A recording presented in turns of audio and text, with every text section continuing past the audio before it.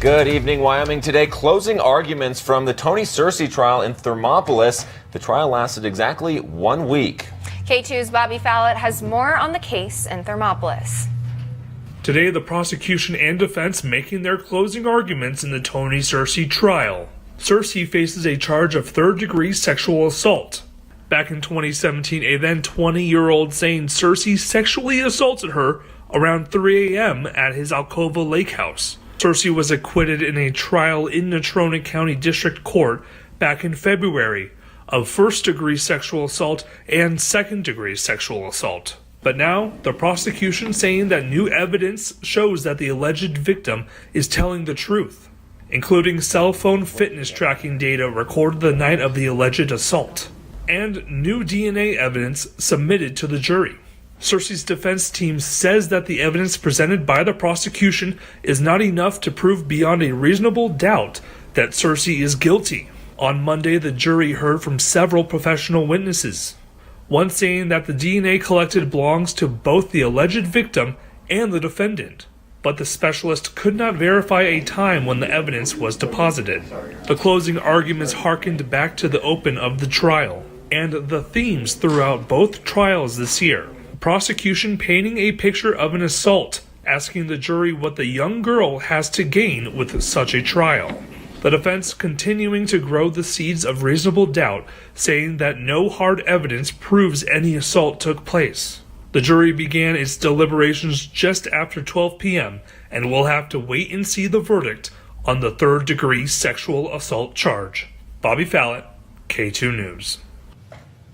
Thank you, Bobby. And the Campbell County Attorney's Office has charged a Gillette student as an adult for allegedly bringing multiple weapons to school. Dale Warner, a 14-year-old Sage Valley student, allegedly brought 2 handguns and 36 rounds of ammunition to school last week. Warner is facing 9 charges, each for the potential victim identified by the boy as a target.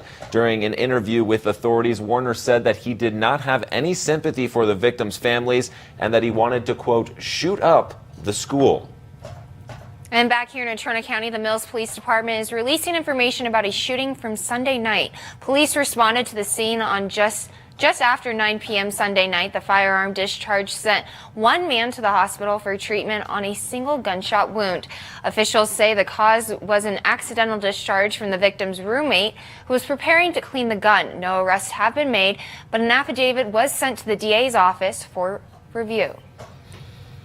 And one Casper man is in jail after he allegedly strangled a household member. Police say Fred Armcher allegedly dragged the victim into the home by the hair, throwing her onto the ground. He allegedly poured what the victim identified as Ajax all over her and then grabbed the suspect and squeezed her throat. He has been charged with strangulation of a household member, domestic battery, and possession of methamphetamine.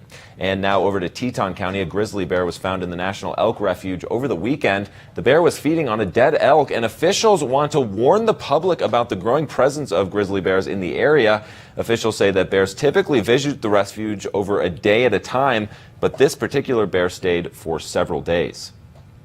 Yeah, this one that has most recently been on us stayed on a carcass for 3 days, which is unusual because usually it is just a casual stroll onto and then off the refuge. And the Wyoming Republican Caucus met over the weekend to prepare for the 2019 legislative session. They discussed plans to potentially broaden the tax structure of the state and broaden education funding. Legislators also re-elected as Speaker of the House Steve Harshman, and Drew Perkins was elected the Senate Chair for this coming legislative session. Both are legislators from Natrona County. I was very excited with the fact that Drew Perkins will be leading the Senate. He and I have come a long ways down the river together, and I'm really proud to be part of a team that's going to help him accomplish the goals, and he's set forth a vision for the Senate, and we'll go down there in January and go to work. And in Fremont County, one veteran made his way into Riverton to help other veterans in the area out. Vietnam veteran Bud Pitt has been driving around all of Wyoming, allowing veterans to stop by and talk about their concerns. If veterans are struggling with mental health, Pitt can set them up to talk with a counselor right then and there. Pitt also explains to all the veterans about the benefits they can potentially receive that they never knew about. Tomorrow, Pitt is expected to make it to Thermopolis and reach his 60,000-mile mark, according to the Census Bureau. Right now, Wyoming has just over 50,000 veterans. I'm going on 5 years, and I've just put a little dent in it. Some veterans come back. They need to come back. They need the help, and we help them. Veterans are out there, but they have no way of communicating with us. Part of my job is going out there and saying, "Hey, here I am. How can I help you?"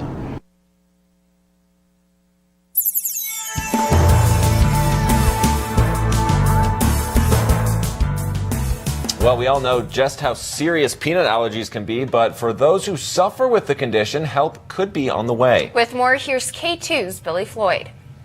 Allergies are no joke. People with allergies to peanuts can have trouble breathing and even die if exposed. And if you have a peanut allergy, you know how hard it can be to go out to eat or even board a plane.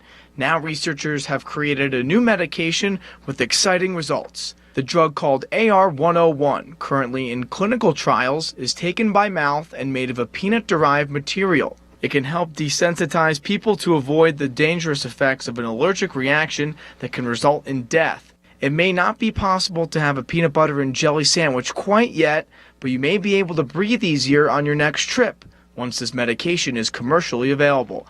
With this Medical Minute, I'm Billy Floyd, K2 News.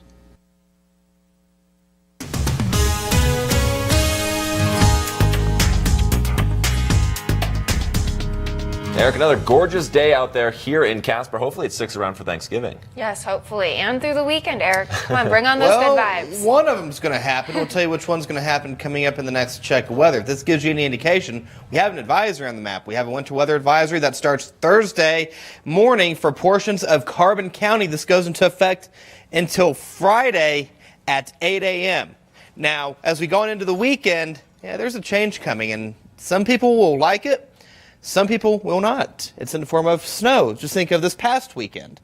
Not as bad, but still a little bit of snow just in time for the Christmas parade. We'll have that forecast coming up in the next check of weather. David Street, clear skies out there. Beautiful evening at the Natrona County Airport. We are seeing temperatures in the 30s. Take a look at this. Actually, it bumped up 1 degree, 40 degrees. Feels like 35. Dew point is at 22 with winds out of the southwest at 7 miles per hour. Other temperatures across the state.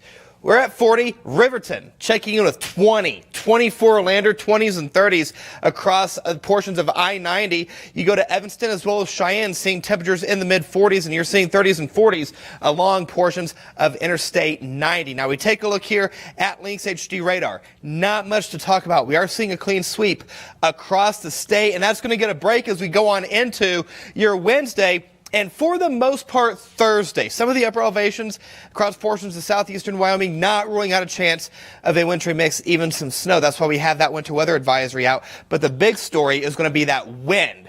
Would not surprise me to see some type of high wind warning pop up across portions of I-80. We'll discuss that with Wyoming's most accurate forecast in a few minutes. Guys, back to you.